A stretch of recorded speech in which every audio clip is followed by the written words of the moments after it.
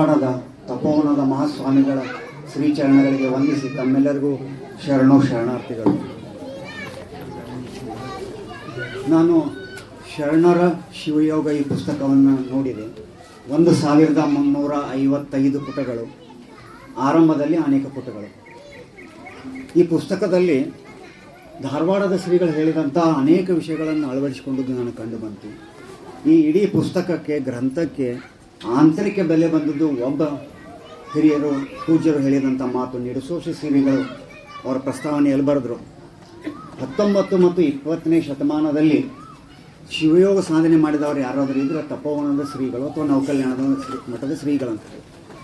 ಎರಡನೇದು, ಈ ಕಾರ್ಯಕ್ರಮಕ್ಕೆ ನಮ್ಮನ್ನೆಲ್ಲ ಕರೆಸಿ ಮಾಡಿ ನನಗೊಂದು ಅವಕಾಶ ಕೊಟ್ಟದ್ದಕ್ಕಾಗಿ ನಾನು ಈ ಸಂಘಟಕರಿಗೆ ಕೊನೆಗೆ ಹೇಳಿದರೆ ಮಂದಿ ಇರಲಿಕ್ಕಿಲ್ಲ, ಅದಕ್ಕೆ ಆರಂಭದಲ್ಲಿ ಅವರಿಗೆ ಕೃತಜ್ಞತೆಗಳನ್ನು ಸಲ್ಲಿಸ್ತೇನೆ.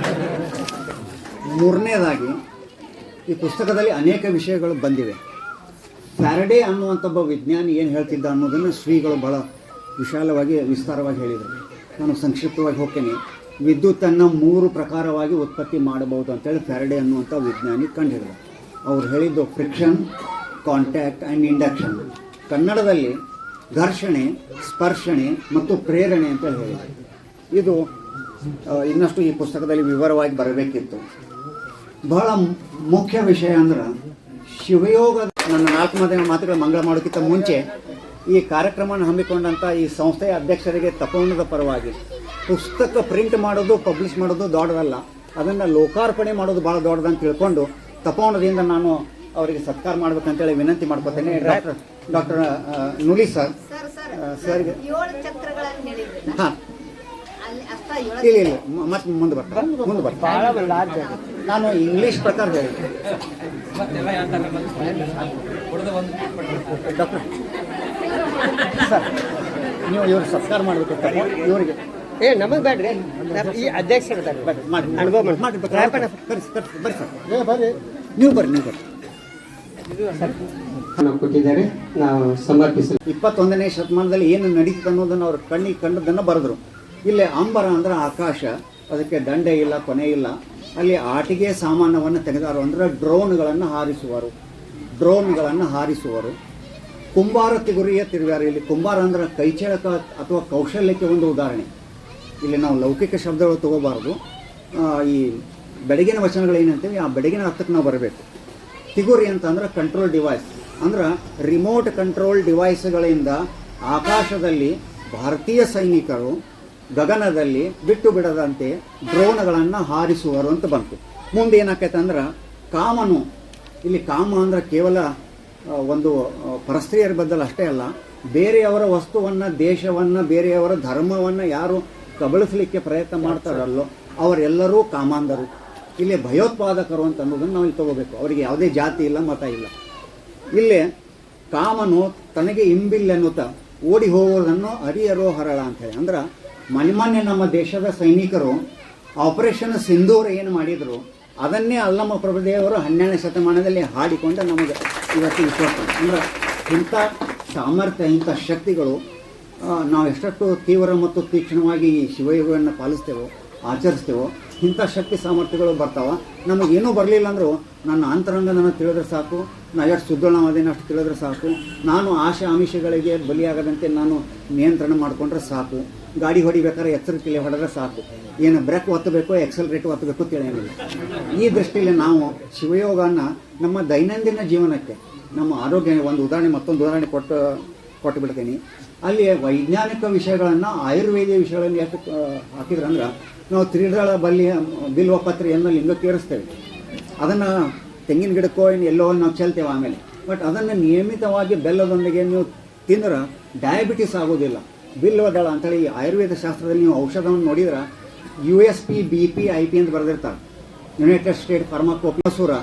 ನನ್ನ ಕಣ್ಣು ಮತ್ತು ರೆಟಿನಾ, ಈ ಇಷ್ಟಲಿಂಗ, ಇವುಗಳಿಗೆ ಒಂದು ಅನುಪಾತ ಇದೆ.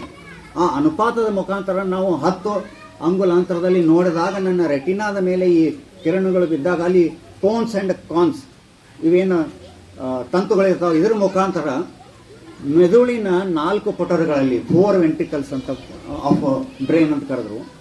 3ನೇ ವೆಂಟ್ರಿಕಲ್ ಮೆದುಳಿನ 3ನೇ ಕುಹರದಲ್ಲಿ ಪೀನಿಯಲ್ ಗ್ರಂಥಿ ಅನ್ನುವಂಥದ್ದು ಇದೆ. ಇದನ್ನೇ ಶ್ರೀಗಳು ಮೀನು ಕಣ್ಣು ಅಂತ ಕರೆದ್ರು ಅಥವಾ ಮೂರನೇ ಕಣ್ಣು ಅಂತ ಕರೆದ್ರು.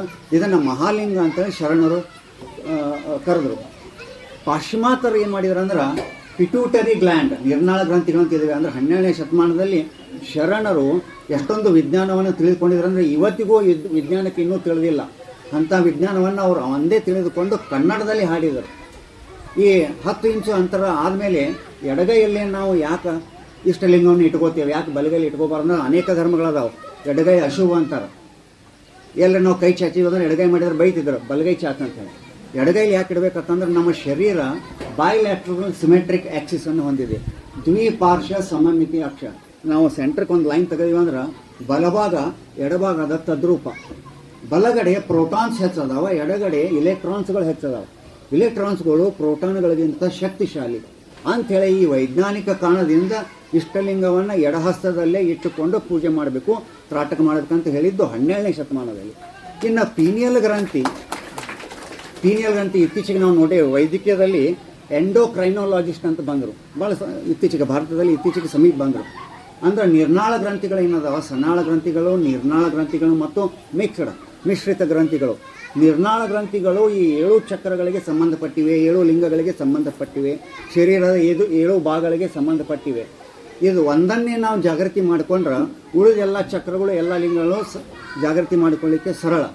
ಯಾಕಂದ್ರೆ ಶ್ರೀಗಳು ಹೇಳ್ತಾ ಇದ್ರು, ತಪೋಂದ್ರ ಶ್ರೀಗಳು, ಈ ಕುಂಡಲಿನಿ ಜಾಗೃತಿ ಮಾಡ್ಕೊಳ್ಳೋಂಥ ಹವ್ಯಾಸಕ್ಕೆ ಬೀಳಬೇಡ್ರಿ. ಅದು ಹೇಳಿ ಕೇಳಿ ಸರ್ಪ, ಅದು ಅಗ್ನಿ, ಬೆಂಕಿ ಜೋಡಿ ಆಟ ಆಡಬಾರ್ದು ಅಂತೇಳಿ.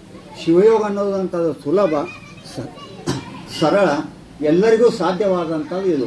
ಇದಕ್ಕೆ ಜಾತಿ ಇಲ್ಲ, ಹೆಣ್ಣು ಗಂಡು ಇಲ್ಲ, ಶ್ರೀಮಂತ ಬಡವ ಇಲ್ಲ, ಸಂಸ್ಕೃತ ಕಲಿಯಬೇಕು ಅಂತ ಇಲ್ಲ. ಸಾಮಾನ್ಯವಾಗಿ ಎಲ್ಲರೂ ನಾವೇನು ಮಾಡ್ಕೊಳ್ಳಿಕ್ಕೆ ಸಾಧ್ಯ ಅಂಥೇಳಿ ಇದಕ್ಕೆ ಸಾಮಾಜಿಕ ಒಂದು ರೂಪವನ್ನು ಕೊಟ್ಟಂಥವ್ರು ಶರಣರು. ಇನ್ನು ಪೀನಿಯಲ್ ಗ್ರಂಥಿ ಅಷ್ಟೇ ಅಲ್ಲದೆ ನಮ್ಮ ಕಣ್ಣನ್ನು ಅವರು ಭಾಳಷ್ಟು ಅಧ್ಯಯನ ಮಾಡಿದರು ಶರಣರು. 12ನೇ ಶತಮಾನದಲ್ಲಿ ನಮ್ಮ ಕಣ್ಣಿನಲ್ಲಿ ಏನು ವೈಶಿಷ್ಟ್ಯ ಇದೆ ಅನ್ನೋದನ್ನು ಅವರು ಅಧ್ಯಯನ ಮಾಡಿದರು. ನಮ್ಮಲ್ಲಿ ಕಾರ್ನಿಯಾ ಅಂತ ಒಂದಿದೆ. ಹುಟ್ಟಿನಿಂದ ಕೊನೆಯವರೆಗೂ ಅದಕ್ಕೆ ರಕ್ತ ಸಪ್ಲೈ ಇಲ್ಲ, ಆದರೂ ಅದು ಜೀವಂತ ಇರ್ತೈತೆ. ಇದನ್ನು 12ನೇ ಶತಮಾನದಲ್ಲೇ ಶರಣರು ಕಂಡು ಹಿಡಿದ ಕಣ್ಣು ಇದು ಬೆಳಕು ಮತ್ತು ವಿದ್ಯುತ್ ಕಾಂತೀಯ ಈ ಅಲೆಗಳ ಮೇಲೆ ಆಧಾರಿತವಾದಂಥ ಶಿವಯೋಗ ಇದೆ. ಇನ್ನು ಶಿವಯೋಗದ ವಿಜ್ಞಾನಿಗಳಿಗೂ ಮತ್ತು ಯೋಗಗಳಿಗೆ ಏನು ವ್ಯತ್ಯಾಸ ಐತೆ ಅನ್ನೋದು ಶ್ರೀಗಳು ಬರದಾರ ಮತ್ತು ಪ್ರವಚನದಲ್ಲಿ ಹೇಳ್ಯಾರ. ಯೋಗಿಗಳ ಏನಂತಾರೋ, ಮೊದಲು ವಿಜ್ಞಾನಿಗಳು ಏನಂತಾರೋ, ಪೀನಿಯಲ್ ಗ್ರಂಥಿ ಅನ್ನೋದು 3ನೇ ಕಣ್ಣಿನ ಅವಶೇಷ ಹೌದು ಅಂತ ಒಪ್ತಾರೆ. ಆದರೆ ಅದು ವೆಸ್ಟಿಜಿಯಸ್, ಮೃತಕ ಆಗಿದೆ, ಅದರಿಂದ ಏನು ನಮಗೆ ಲಾಭ ಇಲ್ಲ ಅಂತೇಳಿ ವಿಜ್ಞಾನಿಗಳಂದರು. ಆದರೆ ಯೋಗಿಗಳು ಏನಂದರು, ಅದರಲ್ಲಿಯೂ ಶಿವಯೋಗಿಗಳು ಏನಂದ್ರೆ it is not vestigial, it is embryonical ಅಂತಂದರು. ಅದು ಶೈಶವಾವಸ್ಥೆಯಲ್ಲಿ ಇದೆ, ಹುಟ್ಟಿದ ಕೂಸಿನ ಸ್ವರೂಪದಲ್ಲಿ ಇದೆ. ಅದನ್ನು ನಾವು ಜಾಗೃತಿ ಮಾಡಿಕೊಂಡ್ರೆ ನಮಗೆ ಸಾಕಷ್ಟು ಲಾಭ ಇದೆ.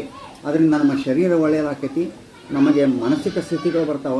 ಅಷ್ಟೇ ಅಲ್ಲ, ಇವತ್ತಿಗೇನು ಡಯಾಬಿಟೀಸು, BP, ಕ್ಯಾನ್ಸರ್ ಇವೇನು ಆಗತ್ತವೆ ಇತ್ತೀಚೆಗೆ, ಇವುಗಳ ನಿರ್ಮೂಲನೆಗೆ ಹೊರಗಿನ ಔಷಧಗಳಕ್ಕಿಂತ ಅಂತರಂಗದ ಔಷಧಗಳು, ಬ್ಲಡ್ ಲೆಸ್ ಸರ್ಜರಿ ಅಂತ ಏನು ಬಂತು, ನಾವು ಚನ್ನಬಸವಣ್ಣವ್ರ ವಚನಗಳು ನೋಡ್ತೇವೆ. ಕರ್ಣ ಹಸಿಗೆ ಅಂತ ಬರೆದ್ರು ಅವರು.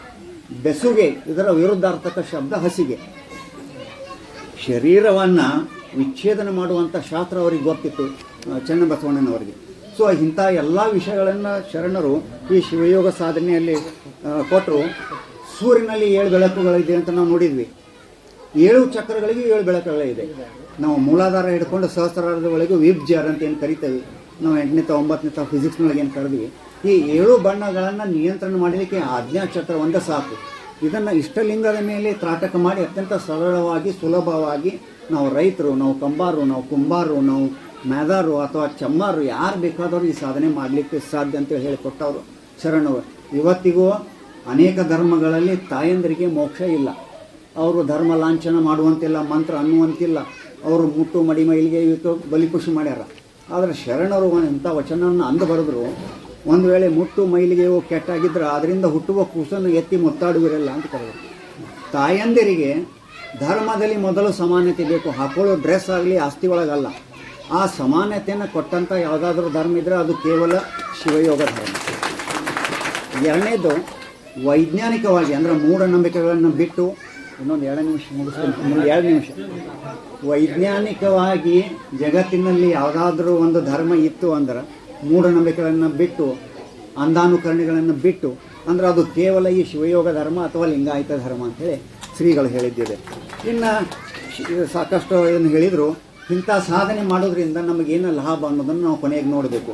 ಯಾಕಂದರೆ ಪರಿಣಾಮಿ ಅಂತ ಹೇಳಿ ಕರೆದು ಶರಣರು. ಊಟ ಮಾಡಿದ ಮೇಲೆ ನಮಗೆ ಬೆಲಚು ಕೈ ಹುಳಿ ಎಲ್ಲ ತಿಂದ ಮೇಲೆ ಅದಕ್ಕೆ ತೃಪ್ತಿ ಅಂತ ಒಂದಿರ್ತೈತಿ. ಆ ತೃಪ್ತಿಯನ್ನು ನಾವು ಶಬ್ದದಲ್ಲಿ ಹೇಳಿಕ್ಕೆ ಬರೋಂಗಿಲ್ಲ, ಅನುಭವದಲ್ಲಿ ಮಾತ್ರ ಸಾಧ್ಯ.